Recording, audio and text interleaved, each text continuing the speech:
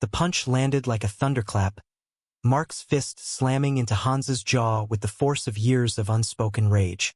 Blood sprayed across the faded wallpaper of their childhood bedroom in suburban Chicago, and Hans crumpled to the floor, his vision blurring as he clutched his face, tasting the metallic tang of betrayal from the brother he'd idolized. "You're a disgrace," Mark snarled, his voice thick with disgust, towering over him like a storm cloud ready to unleash more fury, while their parents' voices echoed from downstairs, oblivious to the fracture ripping through their family. Hans gasped for air, his heart pounding not just from the pain but from the raw exposure of his secret. He'd been caught kissing his best friend in the garage, a moment of vulnerability that now felt like a death sentence. At 17, he knew this wasn't just a fight. It was the end of everything he thought was safe. He staggered to his feet, wiping blood from his lip, and met Mark's eyes, those same blue eyes they shared, now twisted with hatred. "Get out," Mark hissed, shoving him toward the door. "And don't come back until you've fixed whatever's wrong with you." Hans didn't argue. He grabbed his backpack and fled into the night, the cool Illinois wind biting at his skin as he ran, leaving behind the only home he'd known. Years blurred into a haze of survival. Hans hitchhiked to New York City, where the anonymity of the bustling streets swallowed his pain. He worked odd jobs, waiting tables in dingy diners, stocking shelves in warehouses, anything to keep a roof over his head. The bruises faded, but the scars inside festered, a constant reminder of the family that had rejected him. He avoided calls from home, changed his number, and built walls around his heart. It was in a small coffee shop in Brooklyn 5 years later that he met Jamie. Jamie was everything Hans had learned to fear and crave. Kind, open, with a laugh that cut through the city's noise like sunlight.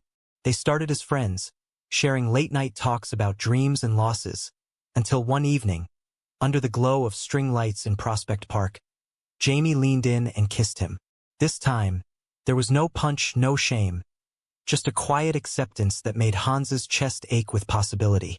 Their relationship grew slowly, rooted in trust earned through shared vulnerabilities. Jamie, a graphic designer from a supportive family in California, didn't push Hans about his past.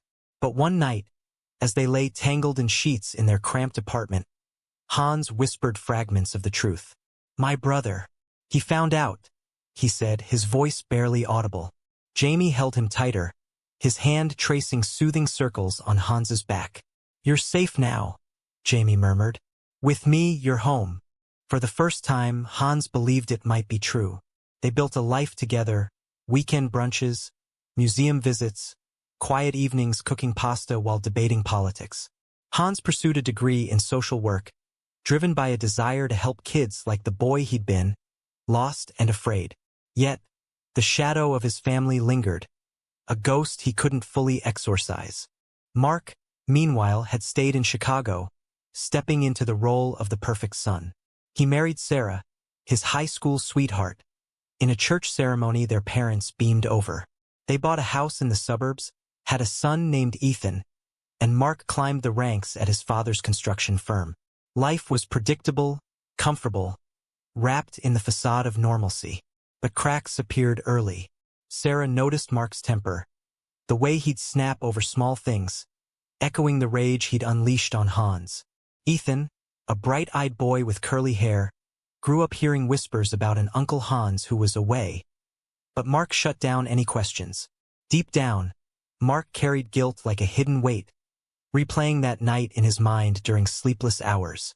He'd been raised in a household where being gay was a sin, a weakness, and he'd lashed out to prove his own strength.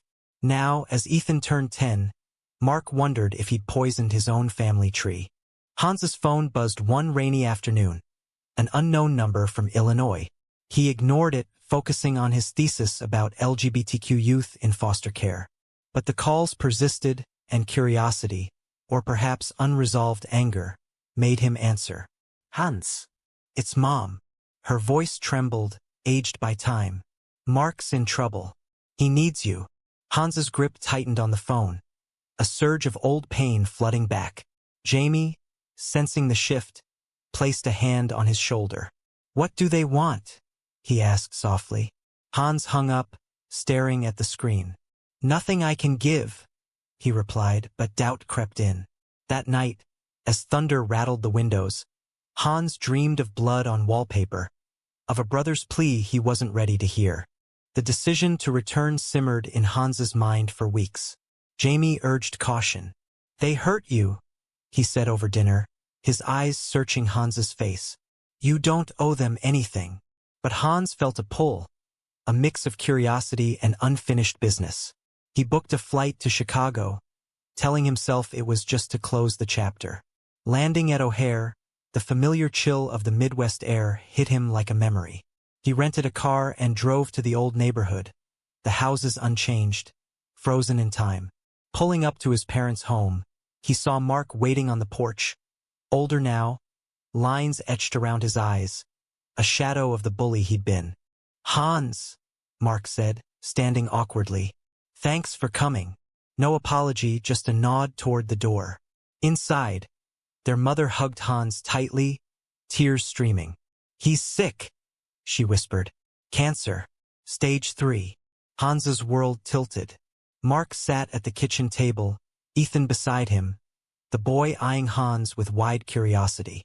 "Who's he, Dad?" Ethan asked. Mark cleared his throat. "Your uncle." The word hung heavy, laden with years of silence. Sarah had left 2 years ago, unable to cope with Mark's drinking, which had worsened after his diagnosis. Now Mark faced chemo alone, and the reality of leaving Ethan orphaned loomed. Hans spent the evening listening, his emotions a whirlwind. Mark spoke haltingly about regrets, about how society had shaped him into someone cruel. "I was wrong," he admitted finally, his voice breaking.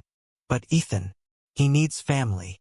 Hans glanced at the boy, seeing echoes of himself, innocent, vulnerable. Driving back to his hotel, Hans called Jamie. "It's complicated," he said. "He's dying, and he wants me to take his son." Jamie's silence spoke volumes. "What do you want?" he asked. Hans didn't know, torn between forgiveness and the pain that still burned. The next morning, Hans returned to the house, his mind racing with questions he hadn't voiced. Ethan was playing in the yard, kicking a soccer ball against the fence, his laughter a stark contrast to the tension inside. Mark sat in the living room, hooked to an 4 drip from his home treatment, looking frail under the blanket. "We need to talk," Hans said, sitting across from him. Mark nodded, his eyes avoiding Hans's. "Sarah took off after I got the news. Said she couldn't handle it. Ethan's been with me, but I can't do this much longer." Hans felt a pang of sympathy mixed with resentment. "And you think I can? After what you did?" Mark winced, rubbing his temple. "I know I don't deserve to ask, but Mom and Dad are too old. You're his blood." Hans leaned forward, his voice low and steady. "Blood? You beat the blood out of me, Mark, because I loved someone you didn't approve of." The words hung in the air, sharp as knives. Ethan peeked in from the doorway, sensing the storm. "Go play, buddy," Mark said weakly. As the boy scampered off, Mark continued. "I was scared. Dad drilled it into us, men don't, you know. I thought I was protecting the family." Hans scoffed. "Protecting? You destroyed it." Flashbacks assaulted Hans as he paced the room. He remembered family dinners where their father ranted about those people on the news, his mother nodding silently. Mark, always the golden child, echoed those views to win approval. Hans had hidden his feelings, burying crushes under layers of pretense, until that fateful day. Now, facing his brother, he saw the cost of that conditioning. Not just on him, but on Mark too. "You've had years to reach out," Hans said. "Why now?" Mark's eyes filled with tears. "Because I'm dying, and I see now how wrong I was. Ethan's innocent. Don't punish him for my sins." Hans stepped outside for air, finding Ethan sitting on the swing set. "Are you really my uncle?" the boy asked, swinging gently. Hans nodded, sitting beside him. "Yeah, I haven't been around much." Ethan kicked at the dirt. "Dad says you live far away. Do you have kids?" Hans smiled faintly. "No, but I have a partner. Jamie." Ethan's brow furrowed. Like a boyfriend? Hans hesitated, then nodded. Yeah. The boy shrugged. Cool. My friend Tyler has 2 dads. In that moment, Hans saw hope, a generation unbound by old prejudices. Back in New York, Jamie waited anxiously. When Hans called that night, he poured out the details. He's asking me to take Ethan if he doesn't make it. Jamie's voice was calm but concerned. That's huge, Hans. We're stable, but a kid? And from the family that rejected you. Hans sighed, staring at the hotel ceiling. I know, but seeing Ethan, he's just a kid. Scared, like I was. Jamie paused. Whatever you decide, I'm with you. But think about us too. The conversation ended with I love yous, but Hans lay awake, weighing the scales of justice and mercy. Days turned into a reluctant routine. Hans extended his stay, helping with Ethan's school runs and Mark's appointments. He watched Mark endure chemo, vomiting into a basin, his body wasting away. Guilt gnawed at Hans. Should he forgive so easily? One evening, as they sat on the porch, Mark opened up more. After you left, I tried to forget, but Sarah knew something was off. She pushed me to find you, but I was too ashamed. Hans listened, his anger softening into understanding. Society told us to hate what we didn't understand, Mark said.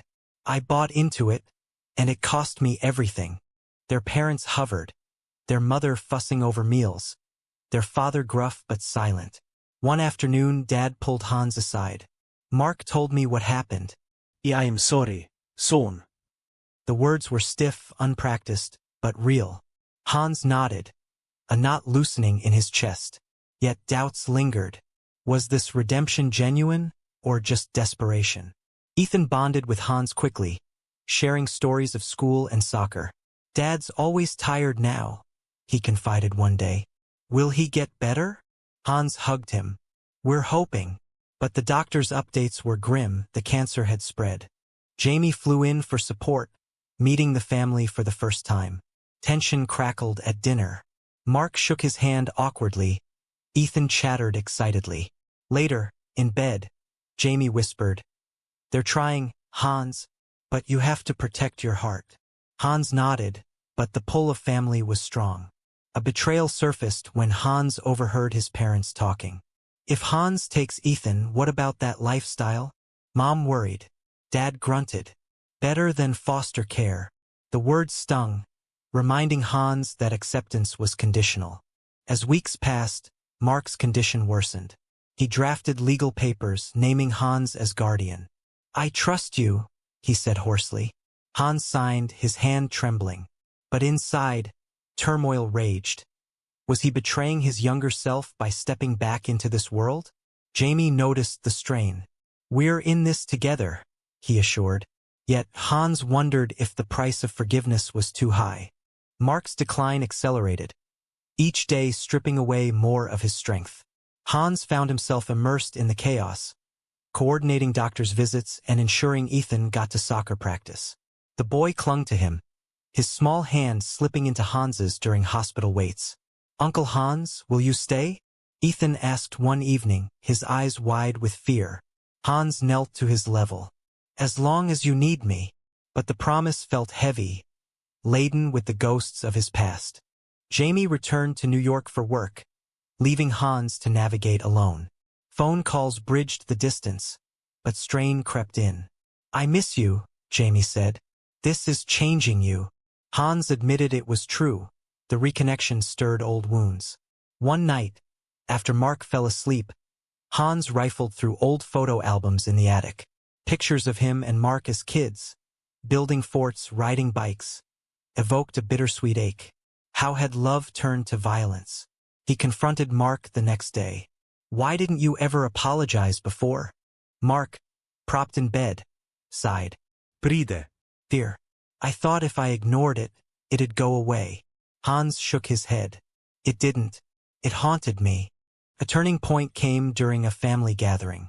Relatives arrived, unaware of Hans's orientation. Whispers circulated. He's back. After all these years. Aunt Linda cornered him in the kitchen. Heard about you and that friend. Her tone dripped judgment. Han strejte ned. Jamie, my partner. She recoiled. In this house? With Ethan around. Rage flared. Better than the hate you all taught. Mark, overhearing, intervened weakly. Enough. Hans is family. For the first time, his brother defended him, a small victory amid the storm. Ethan's school called, he'd been in a fight. Some kid called my dad weak, he explained tearfully in the car. Hans pulled over. People say cruel things when they're scared. Ethan nodded. Like why you left? Hans paused, then shared a sanitized version. Your dad and I fought because I love differently. Ethan thought. Love is love, right? That's what my teacher says. Han smiled, tearspricking. Yeah, kid. It is. Mark's treatments failed. Hospice was recommended. He gathered Hans and their parents. I need to say it properly, he rasped. I am sorry, Hans. For the beating, for the silence. You deserved better. Tears flowed freely. Their mother sobbed. Dad gripped Mark's hand. Hans felt a release, but forgiveness was a process, not an instant. I hear you, he said. But it hurt. Deeply. Mark nodded. I know. That's why Ethan needs you. You'll teach him right. Jamie visited again, sensing the end neared. He and Hans walked the neighborhood. This could be our life, Jamie said. Raising Ethan. Hans squeezed his hand. Scary, huh? Jamie laughed. Terrifying. But worth it. Back home, a betrayal unfolded. Sarah called, demanding custody. Mark's not thinking straight, she argued. Mark refused. You left us. The argument escalated, Sarah threatening court. Hans stepped in. Ethan stays with family who wants him. Sarah hung up furious, vowing to fight. The legal battle loomed, adding stress. Hans hired a lawyer, drawing on his social work connections. Documents revealed Mark's past, DUIs, anger issues, painting him unstable. This could help us, the lawyer said. But Hans hesitated, unwilling to drag Mark through mud. He's dying. Ethical dilemmas swirled. Expose the truth or protect dignity. He chose mercy, focusing on his stability with Jamie. Nights blurred into vigils at Mark's bedside. Stories emerged, Mark's regrets over lost time, his quiet support for LGBTQ rights in recent years. I voted for equality, he confessed. Too late, but Hans held his hand. Not too late. Ethan curled beside his father, whispering goodnights. The boy's resilience inspired Hans, but the toll mounted. Calls to Jamie grew tense. When are you coming home? Jamie asked. Soon, Hans promised, unsure. A crisis hit when Mark coded, resuscitated barely. Doctors gave weeks. Hans faced the mirror, seeing exhaustion etched in his features. Was this redemption or punishment? He confided in a support group back in New York via Zoom, fellow gay men sharing similar family rifts. Forgiveness is for you, not them, one said. Hans pondered, deciding to embrace it partially. Sarah arrived unannounced, tears streaming. I want my son. Mark, frail, begged Hans. Don't let her take him. She's unstable too. Revelations poured. Sarah's affairs, her abandonment. Hans mediated, proposing shared custody, but Sarah refused. All or nothing. The standoff intensified, lawyers involved. Hans's resolve hardened. He'd fight for Ethan, honoring Mark's wish. As Mark faded, he pulled Hans close. Thank you for coming back. Hans nodded, truat tight. For Ethan. But deep down, a spark of brotherly love reignited, fragile but real. The courtroom loomed like a battlefield, the air thick with anticipation. Hans sat rigidly, Jamie beside him, as Sarah's lawyer painted him as an unfit guardian. Mr. Thompson lives an alternative lifestyle, the lawyer sneered, invoking outdated prejudices. Hans's attorney countered fiercely. Love is not a disqualification. Stability is. Ethan waited outside, unaware of the stakes. Mark, too weak to attend, had recorded a video plea. Hans is the best man I know, he said on screen, his voice wavering. The judge watched thoughtfully. Backstory unraveled in testimonies. Their parents spoke of Hans's compassion, Mark's regrets. Sarah admitted leaving but claimed redemption. I was scared, she sobbed. Hans took the stand, voice steady. I was beaten and cast out for who I am, but I've built a life of love and purpose. Ethan deserves that. The room hushed. Jamie testified next, describing their home. We're a family ready to grow. Whispers rippled, progress clashing with bias. The hearing dragged, exposing raw nerves. Hans konfronted Sara privately. Why now? She averted eyes. Guilt. I messed up. Sympathy flickered, but trust was shattered. The judge ruled temporarily in Hans's favor, citing Mark's wishes. Sarah stormed out, vowing appeal. Victory felt hollow. Ethan hugged Hans tightly. I get to stay with you? Hans nodded. For now. Mark passed 2 days later, peacefully in his sleep. The funeral was somber, rain pattering on umbrellas. Hans eulogized. Mark was flawed like us all, but in the end, he chose love over hate. Mourners nodded, some uncomfortably. Ethan clung to Hans, tears soaking his shirt. Jamie held them both, a pillar in the grief. Life shifted dramatically. Hans and Jamie moved Ethan to New York, enrolling him in school. Adjustments were rocky. Ethan missed Chicago, threw tantrums. I want Dad, he'd cry. Hans soothed him, drawing on his training. Jamie adapted, cooking kid-friendly meals, playing board games. But strain showed. Arguments flared over parenting. You're too soft, Jamie said once. Hans snapped.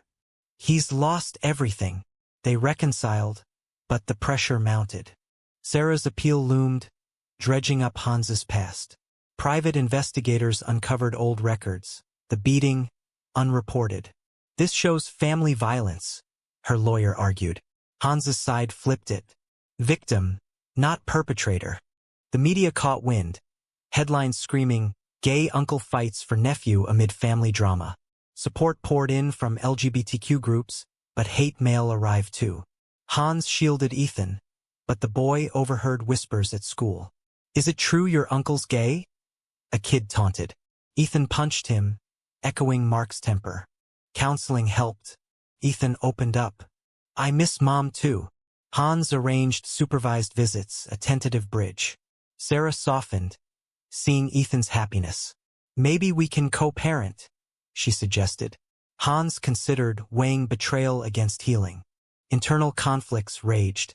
Hans questioned his choices. Had he sacrificed his peace for duty? Jamie voiced concerns. We're happy as we are. A kid changes everything. Hans agreed, but Ethan's smile made it worthwhile. One night, as Ethan slept, they talked. This is our family now, Hans said. Jamie nodded. Then let's make it work. Society's gaze intensified. At a pride event, Hans spoke publicly. My brother's hate nearly destroyed me, but his son saved us both. Applause thundered, but backlash followed. Online trolls, family estrangement. Their parents visited, awkward but trying. We're proud, Mom said. Dad grumbled agreement. A final confrontation with Sarah sealed the path. In a mediator's office, truth spilled. I left because Mark's anger scared me, she admitted. Hans shared his scars. We all paid prices. They agreed to joint custody, Ethan splitting time. Relief og årst over Hans. Kompromisset over Conquest. As months passed, normalcy emerged. Ethan thrived, making friends, excelling in art. Hans and Jamie married in a small ceremony, Ethan as ring bearer. Joy mingled with sorrow, a testament to resilience. Years unfolded like pages in a worn book, each chapter etched with growth and lingering shadows. Ethan, now a teenager, navigated high school in Brooklyn, his life a blend of two worlds.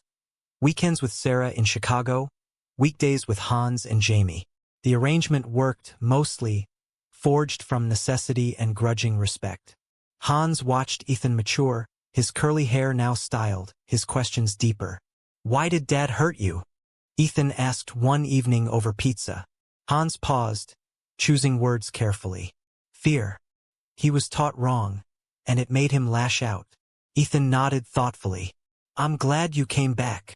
Jamie's graphic design firm flourished, allowing them family vacations, beaches in Florida, hikes in the Adirondacks. But undercurrents of tension persisted. Sarah remarried, her new husband conservative, sparking clashes. He says stuff about you too, Ethan confided. Han sier teite ned. What stuff? Ethan shrugged. Old-fashioned junk. Hans educated gently, empowering Ethan against bias. Stand up for what's right, he advised. Ethan did, defending a gay classmate, earning Hans's quiet pride. Mark's memory evolved from villain to cautionary tale. Hans visited his grave annually, laying flowers, whispering updates. Ethan's strong because of you, and despite you. Forgiveness solidified, a choice that freed Hans. Yet society tested them. A school board debate on LGBTQ curriculum drew protests. Hans testified, facing hecklers. Think of the children, one shouted. Han countered. I am, like my nephew, who deserves truth. Personal costs mounted. Jamie's family, once distant, warmed, but Hans's remained fractured. Holidays were split, emotions raw. One Christmas, their father suffered a stroke, pulling Hans back to Chicago. Bedside, Dad gripped his hand. I was wrong too. Hans nodded. I know. Healing came in fragments, pieced together over time. Ethan's coming of age brought new dramas. He dated a girl, then questioned his identity. What if I'm bi? He asked Hans nervously. Hans hugged him. Then you're you. Loved no matter what. Jamie added stories of his own journey, fostering openness. Sarah struggled, her calls laced with worry. Don't encourage it. Hans pushed back. Love isn't a choice to encourage or not. The rift widened briefly, custody revisited. But Ethan, now 16, spoke in court. I need both, but Hans taught me acceptance. The judge affirmed the status quo. Betrayals resurfaced when old letters from Mark emerged, hidden in the attic. In them, he confessed ongoing doubts about Hans's lifestyle, even post-apology. I tried, but it's hard. One read. Hans felt punched anew, trust shattered. He confronted Sarah. Did you know? She admitted. He wavered. Anger surged. Had Mark's redemption been facade? Jamie consoled. People are complex. Focus on the good he did in the end. The ultimate test came when Ethan faced bullying, echoing Hans's past. A group targeted him for his two dads. Ethan fought back, suspended. Hans advocated at school, demanding change. This cycle stops here. The incident awakened Ethan, fueling his activism, joining GSA, speaking out. Hans beamed, seeing his influence. As Ethan graduated valedictorian, he addressed the crowd. Family isn't blood, it's choice. My uncle chose me, despite pain. Applause roared. Hans wiped tears, Jamie squeezing his hand. Sarah clapped too, a truce solidified. Reflecting, Hans pondered the journey. The beatings, pleas, sacrifices. Lives intertwined in a tapestry of hurt and hope. Ethan moved to college, independent, carrying lessons forward. In quiet moments, Hans wondered, was forgiving Mark the right choice, or did it excuse the inexcusable?